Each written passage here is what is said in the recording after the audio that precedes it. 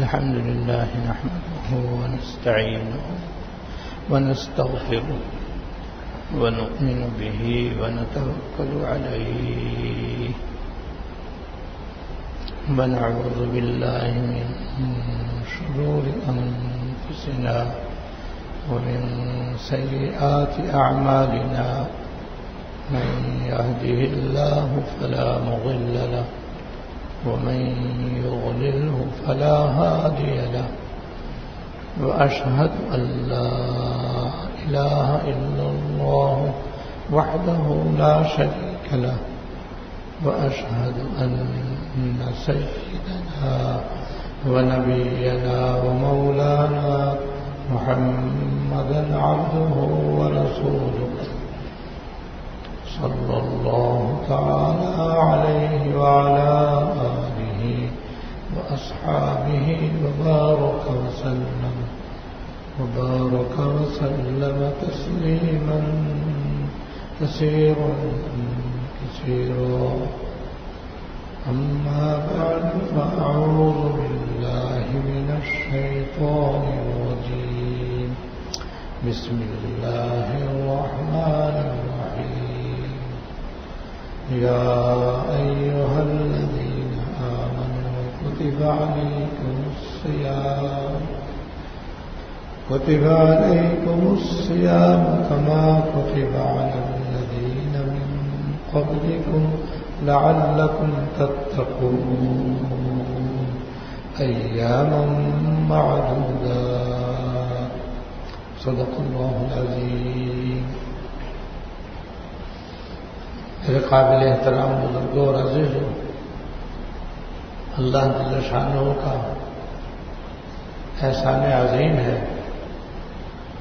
اور بہت ہی زیادہ فضل و کرم ہے کہ اس نے ہم سب کو رمضان شریف کا مہینہ نصیب فرما دیا،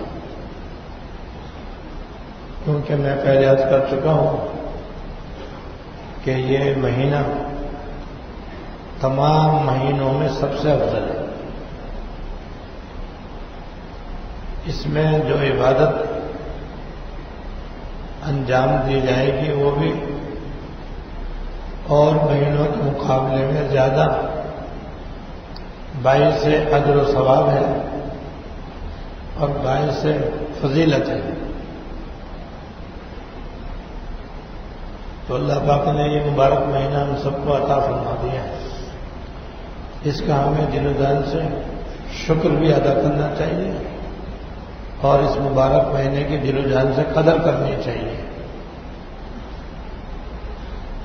قدر یہ ہے اور شکر یہ ہے کہ اب ہم اس مبارک مہینے میں زیادہ سے زیادہ اپنے آپ کو عبادت میں، اللہ تعالیٰ کی اطاعت میں، فرما برداری میں، نیک کاموں میں لگانے کا اہتمام کریں. گناہوں سے، نافرمانی کرنے سے، بے جا غصہ کرنے سے، ٹی وی دیکھنے سے، فیس بک دیکھنے سے، موبائل کے غلط استعمال کرنے سے اور دیگر آنکھوں کے، کانوں کے،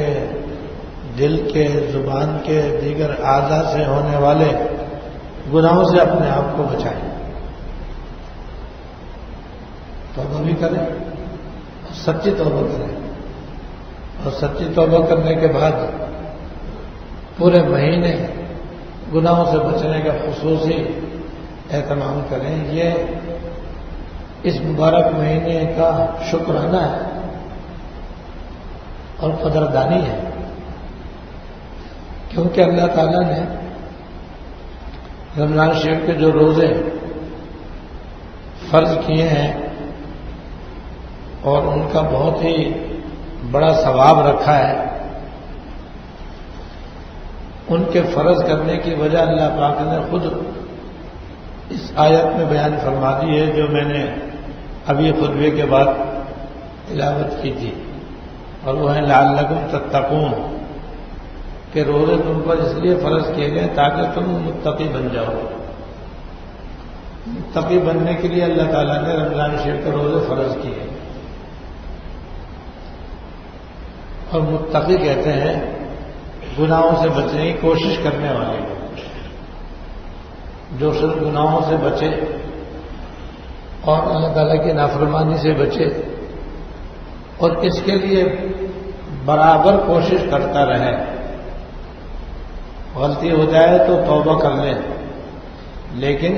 گناہوں سے اپنے آپ کو بچانے کی کوشش میں مشغول رہے، ایسے شخص کو کہتے ہیں متقی.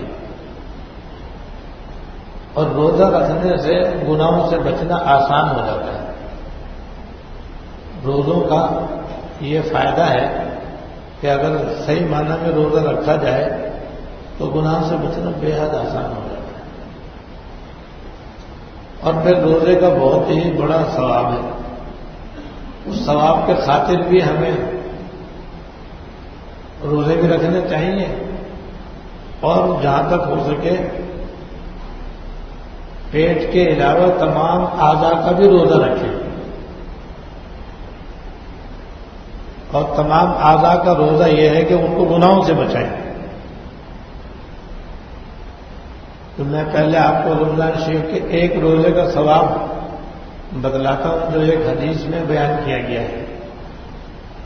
جس سے آپ کو یہ اندازہ ہوگا کہ رمضان شریف میں روزہ رکھنے کا کتنا بڑا ثواب ہے، تاکہ ہم اس کو حاصل کرنے کی کوشش کریں. وہ حدیث حضرت ابو مسعود غفاری رضی اللہ تعالیٰ عنہ سے مروی ہے. وہ روایت حضرت ابو مسعود غفاری رضی اللہ تعالیٰ عنہ سے مروی ہے. وہ فرماتے ہیں کہ رسول اللہ صلی اللہ علیہ وسلم نے رمضان مبارک کا چاند نظر آنے پر ارشاد فرمایا، رمضان مبارک کا چاند نظر آنے پر ارشاد فرمایا کہ اگر میری امت کو یہ معلوم ہو جائے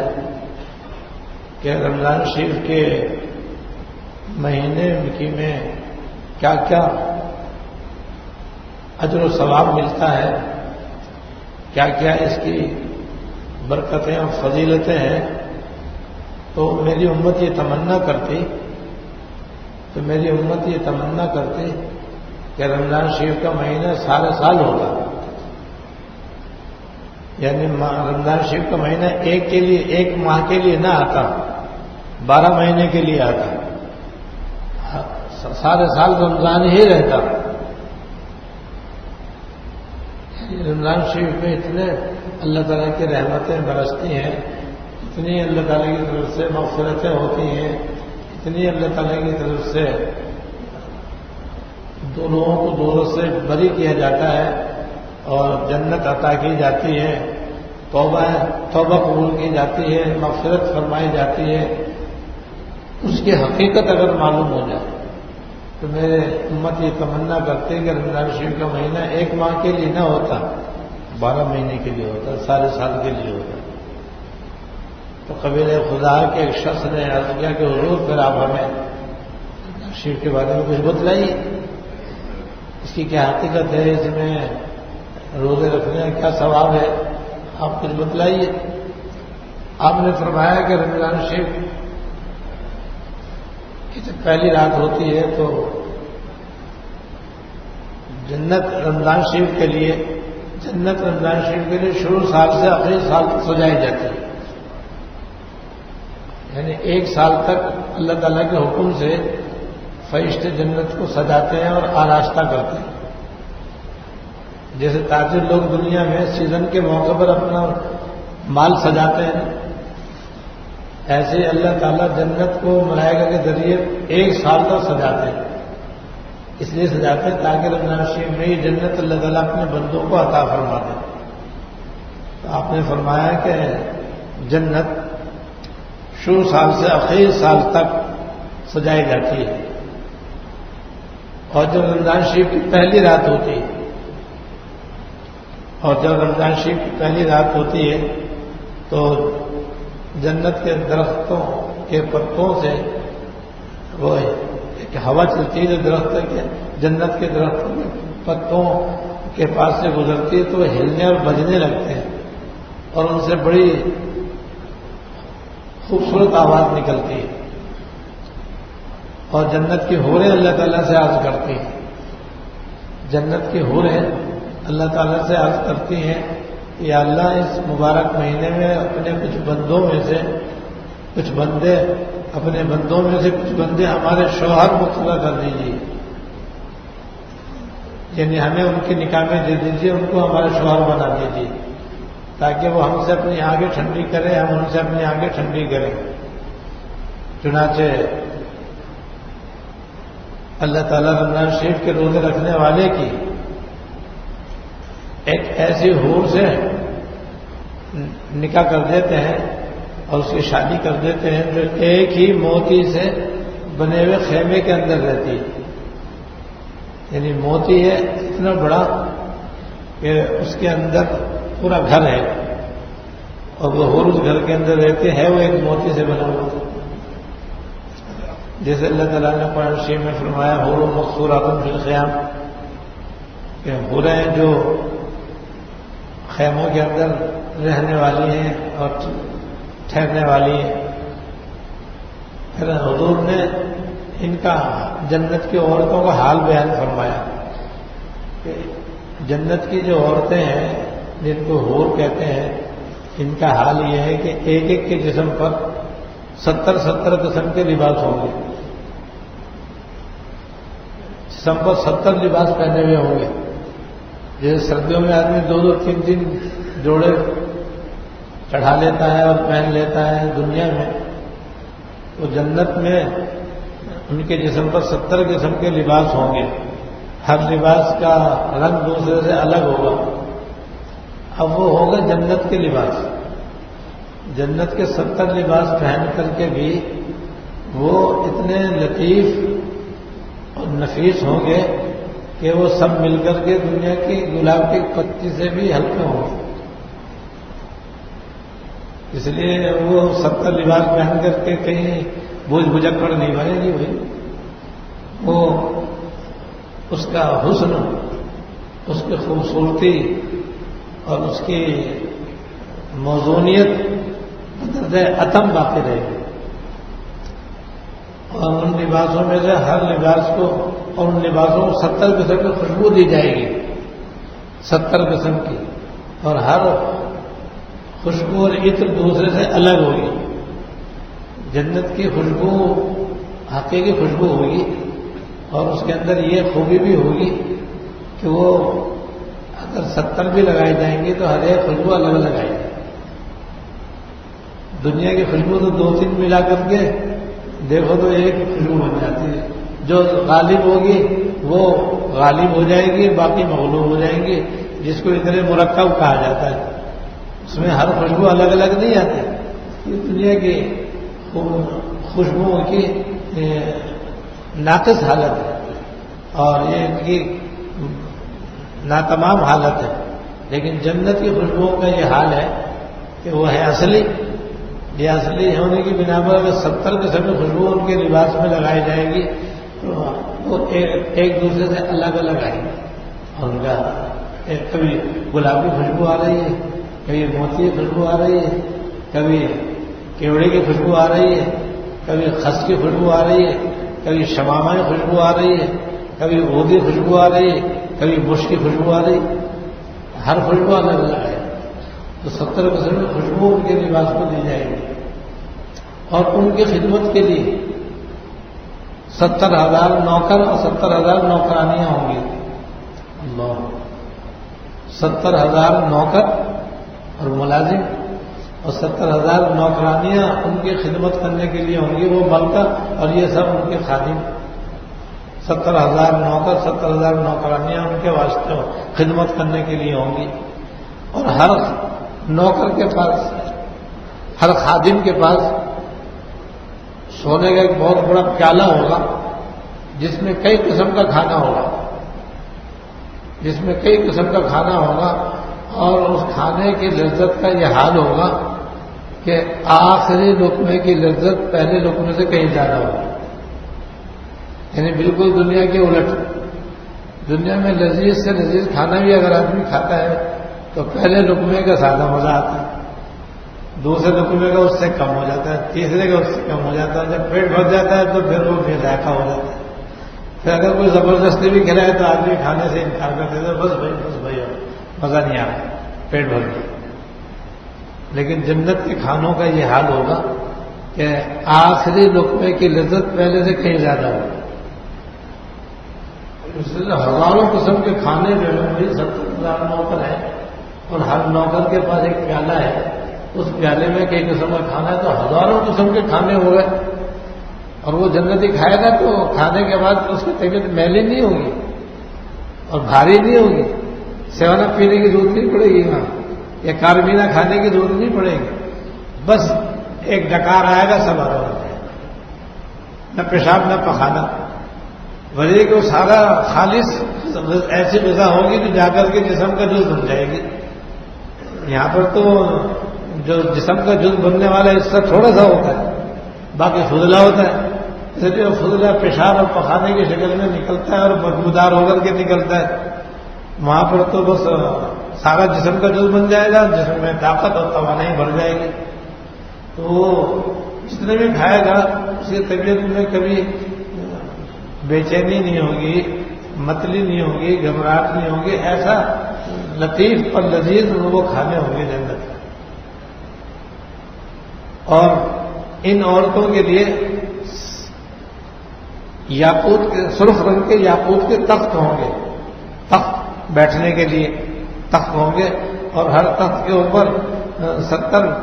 بستریں ہوں گے جن کے استر جو ہوں گے اور اوپر کی چادر موٹے ریشم کی ہوگی، اور ہر بسترے کے اوپر 70 گدے ہوں گے۔ ہم کہیں گے بستر بھی اور گدے بھی کیا ہوگا، وہ اسٹور بن جائے گا، تو وہ دنیا کے دماغ سے ہم سوچیں گے تو یہی سوچ میں آئے گا۔ لیکن جنت کا جو ماحول ہے اور جنت کی جو بالکل ہمارے عقل کے خلاف وہاں کی نعمتیں ہیں، تو وہاں پہ جیسے 70 لباس پہننے کے باوجود وہ گلاب کے پتی سے بھی زیادہ ہلکے ہوں گے، تو ایسے سمجھ لیں کہ وہ تخت بھی کتنے بڑے بڑے ہوں گے، اتنے لمبے چوڑے ہوں گے، ہر طرف بسترے اور گدے اور گاؤں تکیے لگے ہوئے ہوں گے، وہ وہیں جا کر ہی اللہ تعالیٰ نصیب فرما دے۔ بس رمضان شریف کا مہینہ جنت خریدنے کا مہینہ ہے، رمضان شریف کا مہینہ جنت حاصل کرنے کا مہینہ ہے۔ اپنے آپ کو جنت میں داخل کر لیں، پھر وہاں جا کر کے دیکھ لینا جنت کیسی ہے انشاءاللہ۔ تو ہر بستر پر 70 گدے ہوں گے۔ یہ ایک جنت کی حور کو اللہ تعالیٰ یہ سب کچھ عطا فرمائیں گے جس سے روزے دار کا نکاح ہوگا۔ اتنا ہی ساز و سامان اللہ تعالیٰ روزے دار کو بھی عطا فرمائیں گے جو اس کا شوہر ہوگا، اور وہ سرخ رنگ کے یاقوت کے تخت کے اوپر بیٹھا ہوگا اور اس کے ہاتھ میں 2 کنگن ہوں گے۔ سونا چاندی دنیا میں تو مردوں کے لیے حرام ہے، جنت میں حلال ہے، تو اس لیے اگر سونے کنگن بھی ہو یا چاندی کنگن بھی ہو اور وہ بھی جنت کے ہوں تو سبحان اللہ کیسے عمدہ اور اعلیٰ اور نفیس ہوں گے۔ یہ حدیث میں فرمایا کہ یہ رمضان شریف کے ایک روزے کا بدلہ ہے، جو بھی رکھے، جو بھی روزہ رکھے ایک روزے کا یہ بدلہ ہے۔ کتنا عظیم بدلہ ہے ایک روزے کا، اتنا رمضان شریف کا روزہ اتنا قیمتی، اسی لیے دوسری حدیث میں فرمایا گیا ہے، دوسری حدیث میں فرمایا گیا ہے کہ اگر کسی آدمی نے بلا عذر معتبر، بغیر کسی معتبر عذر کے رمضان شریف کا ایک روزہ چھوڑ دیا، پھر چاہے اس نے اسے قضا بھی رکھ لی، لیکن رمضان شریف میں روزہ رکھنے کا ثواب حاصل کرنے کے لیے اگر وہ ساری زندگی بھی روزے رکھے تب بھی رمضان میں روزہ رکھنے کا جو ثواب مل سکتا تھا وہ نہیں ملے گا۔ اتنا اہم روزہ ہے رمضان شریف کا، اس لیے تمام مرد حضرات کو اور خواتین کو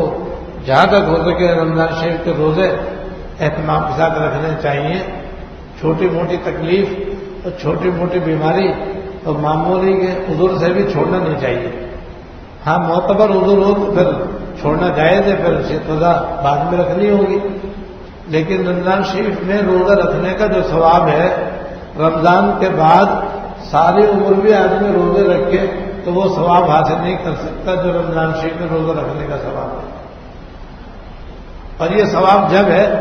جب آدمی روزے کے اندر گناہوں سے بھی اپنے آپ کو بچائے،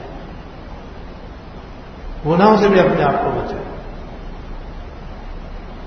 اور اللہ تعالیٰ نے گناہوں سے بچنے کا جہاں روزے کا حکم دیا ہے اور روزہ رکھنے سے آدمی کے اندر گناہوں سے بچنے کی صلاحیت پیدا ہوتی ہے، وہاں اللہ تعالیٰ نے تمام سرکش شیاطین کو بھی قید کر دیا ہے۔ رمضان ہوتے ہی اللہ تعالیٰ تمام سرکش شیاطین جو لوگوں کو گناہوں کے اندر مبتلا کرتے ہیں انہیں بھی اس مہینے میں قید کر دیا جاتا ہے، پورے مہینے وہ قید رہتے ہیں، تو وہ بھی آدمی کو گناہوں کے اندر مبتلا نہیں کر سکتے۔ اور روزہ رکھنا یہ خود ایسا مبارک عمل ہے کہ اس سے بھی آدمی کے لیے گناہوں سے بچنا بے حد آسان ہو جاتا ہے۔ اور روزہ رکھنے سے انسان کا جو نفس ہے نا، جو نفس ہے وہ بھی کمزور ہو جاتا ہے۔ انسان کو گناہ میں مبتلا کرنے والی دو طاقتیں ہیں،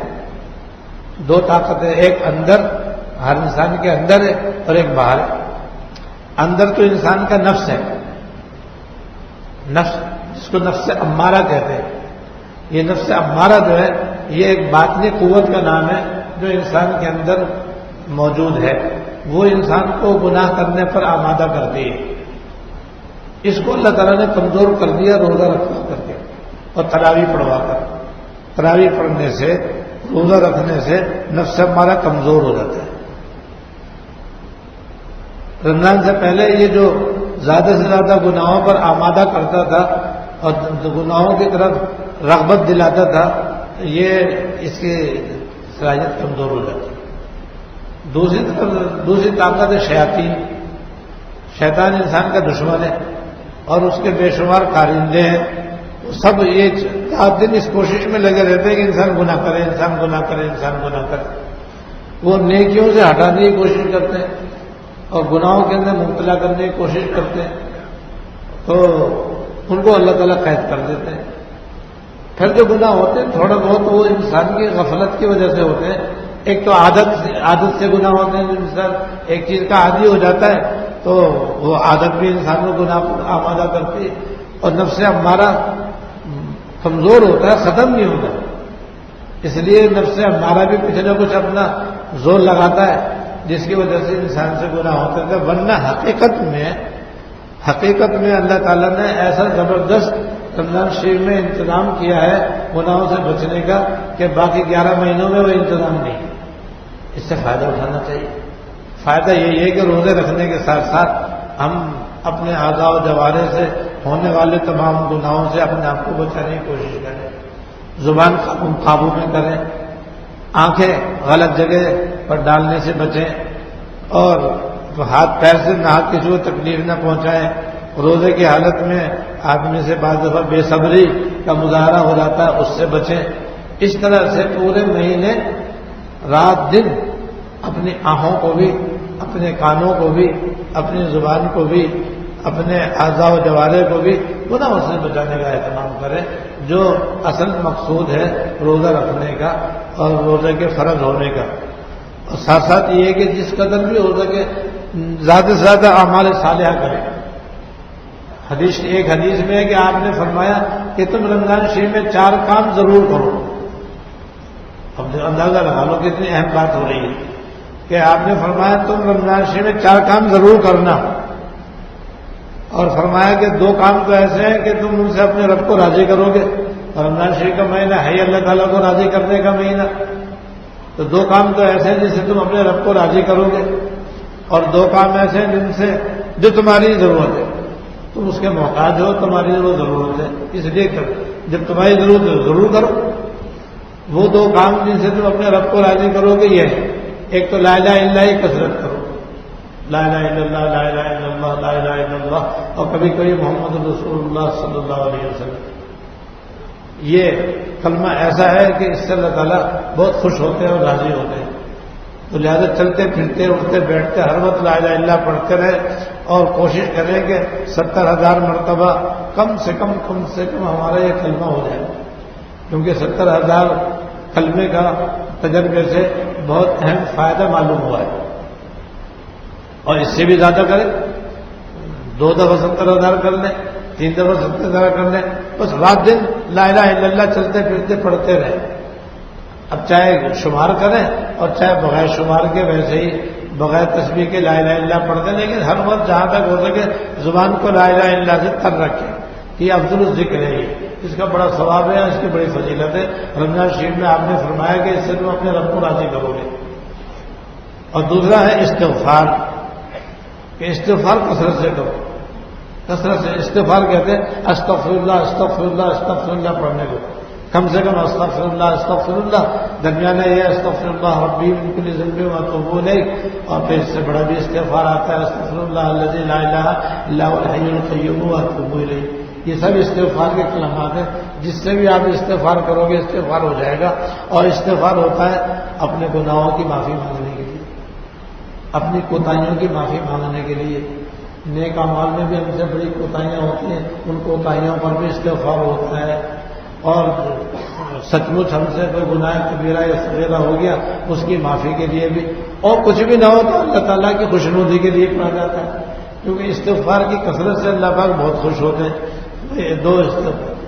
عمل، ایک لا الہ الا اللہ کثرت سے پڑھنا، دوسرے استغفار کی کثرت کرنا۔ استغفار کی کثرت کا ایک آسان طریقہ یہ ہے کہ ہر نماز کے بعد 100 دفعہ استغفار کر لیا کرے، ہر نماز کے بعد استغفار کی ایک تصویر پڑھ لیا کرے، 500 مرتبہ روزانہ ہو جائے گا انشاءاللہ تعالیٰ۔ اور 2 کام ایسے جو ہماری ضرورت ہے، جس کے ہم محتاج ہیں، اسی کے لیے اللہ پاک نے رمضان شریف کا مہینہ عطا فرمایا، وہ یہ کہ اللہ تعالیٰ سے جنت مانگو اور دوزخ سے پناہ مانگو۔ اب ظاہر ہے یہ دونوں چیزیں ہماری بنیادی ضرورت ہے، ہم سب کو جنت کی ضرورت ہے اور دوزخ سے ہم بچنا چاہتے ہیں، یہ ہماری بنیادی ضرورت ہے اور ہماری ایمانی ضرورت ہے یہ۔ لہذا اللہ تعالیٰ سے گڑ گڑا کر مانگے، کیونکہ انہوں نے اس مہینے کو خاص دوزخ سے بری کرنے کے لیے اور جنت عطا کرنے کے لیے اللہ پاک نے بنایا۔ اسی مہینے میں زیادہ سے زیادہ اللہ تعالیٰ اپنے بندوں کو دوزخ سے آزاد فرماتے ہیں اور اپنے بے شمار بندوں کو جنت عطا فرماتے ہیں، اور باقاعدہ اس کا اعلان ہوتا ہے ہر رات، اور ساری رات اعلان ہوتا ہے۔ کوئی جنت مانگنے والا ہو تو ہمیں جنت دے دیں، کوئی دوزخ سے آزادی مانگنے والا ہو تو ہم اس کو آزاد کر دیں، کوئی توبہ کرنے والا ہو تو ہم اس کی توبہ قبول کر لیں، کوئی عافیت مانگنے والا ہو تو ہم عافیت دے دیں، کوئی روزی مانگنے والا ہو تو اس کو روزی۔ اعلانات ساری رات ہوتے ہیں، مغرب سے لے کر صبح صادق تک ہوتے ہیں۔ اور روزانہ افطار کے بعد 10 لاکھ آدمی اللہ تعالیٰ دوزخ سے آزاد کرتے ہیں، ہر رات میں 6 لاکھ آدمی اللہ تعالیٰ دوزخ سے آزاد فرماتے ہیں۔ تو جب خود آزاد کر رہے ہیں تو مانگنے والے کو کیوں نہیں آزاد فرمائیں گے؟ لہٰذا ہم سب کو چاہیے کہ رات دن عبادت میں لگیں، اطاعت میں لگیں، نیک کاموں میں لگیں، گناہوں سے اپنے آپ کو بچائیں، تاکہ رمضان شریف کی یہ فضائل و برکات ہم سب کو نصیب ہوں۔ اللہ تعالیٰ توفیق عطا فرمائے۔ وآخر دعوانا ان الحمد للہ رب العالمین۔